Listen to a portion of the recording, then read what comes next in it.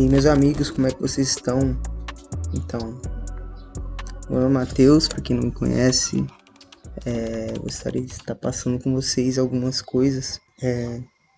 Hoje, aqui, nós vamos falar sobre a relação dos sofrimentos com os amigos de Jesus, os amigos de Deus. Tem um texto que eu escrevi há um bom tempo, eu quero compartilhar com vocês, falar um pouco com vocês, que o Senhor tem falado comigo. E o primeiro texto que nós vamos ler, ele está lá, Filipenses 1:29 diz assim: Porquanto, por amor de Cristo, vos foi concedida a graça de não somente crer em Cristo, mas também de sofrer por Ele. Filipenses 1:29 está dizendo isso. Então, nós entendemos o quê? Que não foi dada a nós somente a graça de crer em Cristo, de amar a Ele, de andar com Ele, mas a graça de sofrer por Ele. Vou estar lendo aqui o texto. O título do texto é esse: Getsêmani e os amigos de Deus. Sabe, lá em João 17, capítulo 24, vai ser o primeiro versículo que nós vamos ler desse texto. Vai estar escrito assim, 1 João não, gente, João 17, 24. Eu tô lendo na Nova Bíblia Viva. Vai estar escrito assim: Pai, eu os quero comigo, estes que o Senhor me deu, para que eles possam ver a minha glória, a glória que o Senhor me deu, porque me amou antes da fundação do mundo, antes da criação do mundo. Sabe? Então Jesus, ele vê o seu sacrifício como um meio de obediência e glória.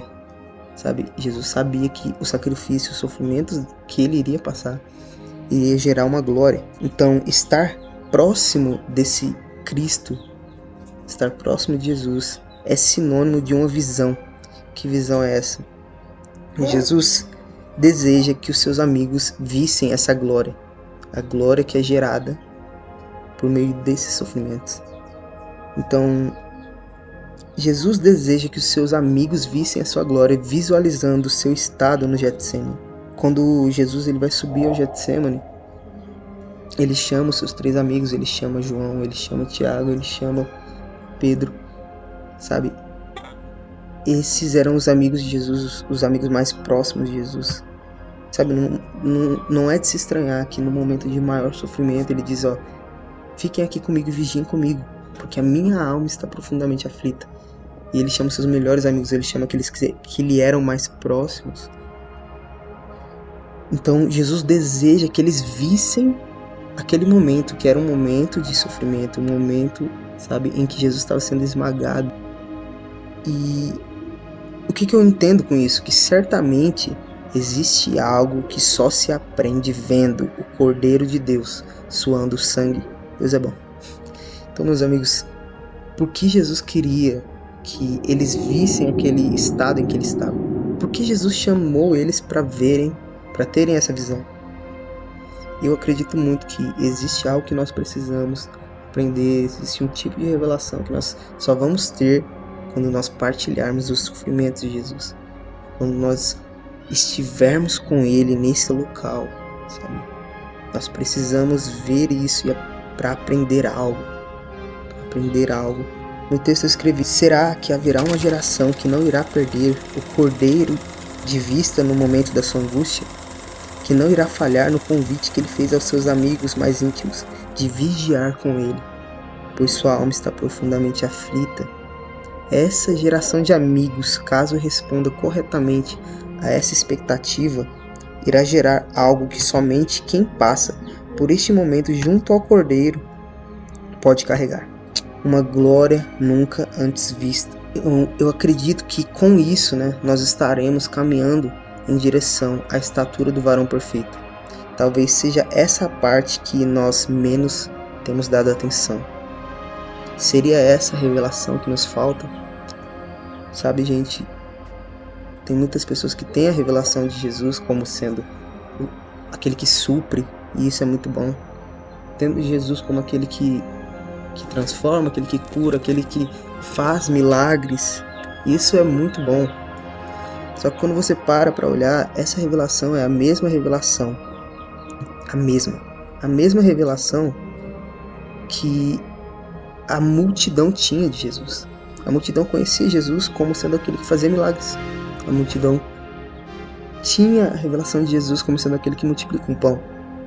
Mas somente aqueles que permaneceram junto a Cristo, até mesmo nos seus momentos de maior dificuldade, nos seus momentos de sofrimento mesmo. Somente depois disso, eles puderam ter uma revelação superior, sabe? Pedro não conhecia Jesus como sendo somente aquele que fazia milagres. Mas Pedro teve a revelação de que Jesus era Cristo. Jesus era o Filho do Deus vivo, sabe? Então, nós precisamos ter um tipo de revelação mais alta. Talvez seja essa realmente a revelação que nos falta.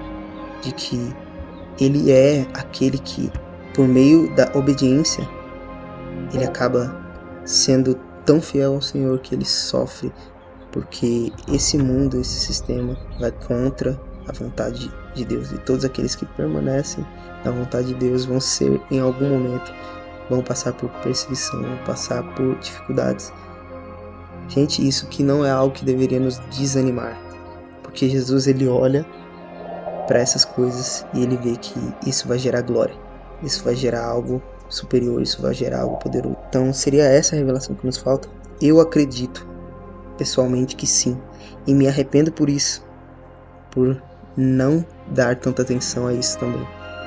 Eu quero que o Senhor fira o meu coração para que eu dê mais atenção a isso, para que eu mude de mentalidade quanto aos sofrimentos da carreira que está proposta, que o Senhor mude a nossa mentalidade, que nós possamos enxergar que isso vai gerar glória. E é isso que nos move, sabe? Ele é digno da nossa obediência. Senhor Jesus, nós nos aproximamos de Ti, mas muitas vezes não queremos participar da comunhão dos Seus sofrimentos. Sem isso, nós não conseguimos enxergar a glória por completo. Purificados pelo fogo dos Seus olhos, podemos repetir Suas palavras: Pai, se possível for, afasta de mim o cálice. Todavia, seja feita a Tua vontade. Sabe, meus amigos, Cristo, Jesus, Ele é Deus, mas também é totalmente homem. Então, como Deus, Ele é o único que pode nos salvar. E o homem não pode salvar a si mesmo. O homem não salva a si mesmo. Nós somos salvos pela graça, e é uma graça vinda do Pai, vinda de Deus, vinda de Cristo. Então, Ele é o Cristo porque Ele é aquele que nos salva. Mas nós não podemos esquecer que Ele também é um homem. Ele foi homem. Ele não foi meio homem. Ele não foi, sabe, um homem com uma vantagem. Não. Ele era tanto homem quanto eu e você. Ele tinha as mesmas necessidades que eu e você. Lá em Hebreus vai dizer que nós temos um sumo sacerdote que intercede por nós, porque Ele foi tentado em todas as coisas assim como nós, mas contudo sem pecado. Então, Cristo como homem, Jesus como homem, é o nosso modelo a ser seguido. E o pedido, se possível for, demonstra sua humanidade, sabe? Demonstra sua humanidade, mas a obediência em frente ao cálice aponta para a estatura que devemos alcançar. Sabe, Jesus como um homem, assim como eu, como você, ele não era, sabe, alguém que desejava sofrer, que desejava, sabe, ser esmagado, que desejava ir para a cruz. A sua carne não desejava, assim como a nossa não quer, sabe? Jesus falou: Senhor, se tiver essa opção, se for possível, afasta de mim o cálice, porque ele não queria passar. Mas a humanidade de Cristo foi demonstrada nesse momento dessa pergunta. A humanidade dele foi demonstrada: Senhor, se puder, se tiver uma outra opção. Por quê? Porque minha carne não quer passar por isso. Mas a obediência dele frente a esse cálice, frente a essa oferta de sacrifício, a obediência dele em frente àquilo que a carne dele não queria, aponta para a estatura do varão perfeito que nós devemos alcançar, que nós precisamos alcançar. Nós não vamos alcançar a divindade de Cristo. Nós não vamos nos tornar divinos, sermos Deus, não. Mas nós somos chamados a alcançar a estatura do varão perfeito, a estatura do homem perfeito. um homem que foi obediente até a morte de cruz. Esse é Jesus. Esse é aquele que nós devemos seguir. Então, como homem, ele é nosso modelo a ser seguido. O pedido, se possível for, demonstra sua humanidade, mas a obediência, frente ao cálice, aponta para a estatura que devemos alcançar. Por isso se chama a estatura do varão perfeito. Nosso objetivo não é alcançar a divindade de Cristo, mas a sua humanidade perfeita.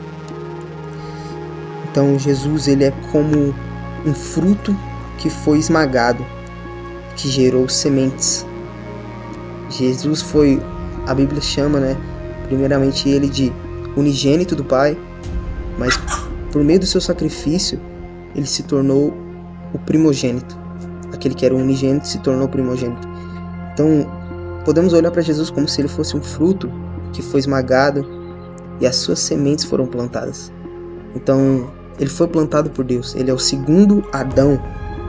Então, ele deu a nós uma natureza como a dele, a natureza que obedece.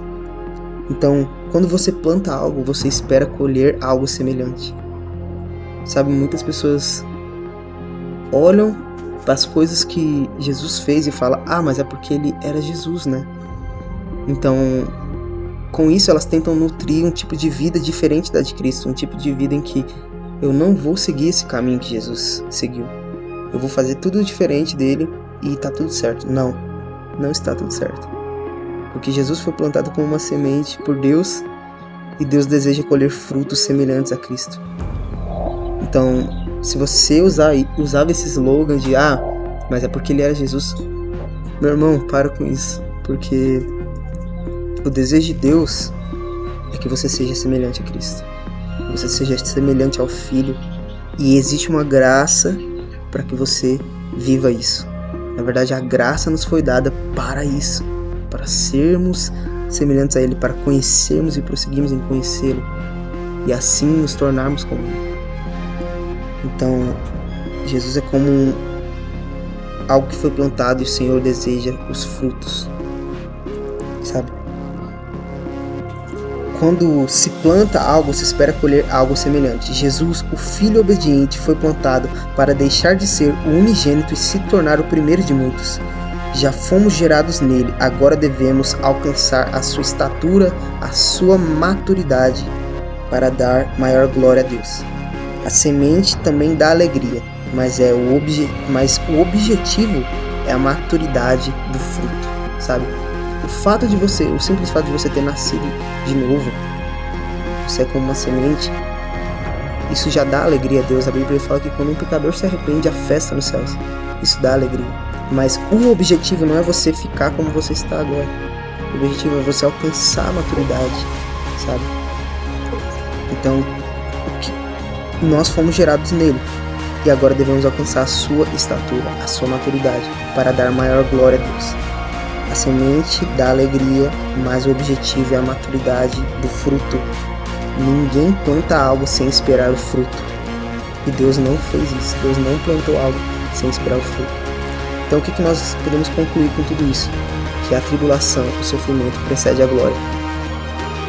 E se você deseja alcançar o nível de maturidade de Cristo, a estatura do varão perfeito, não tem como você encurtar o caminho. Você vai ter que passar pelos sofrimentos, você vai ter que passar por conhecer a Deus, conhecer a Cristo, até mesmo nos momentos mais obscuros, sabe?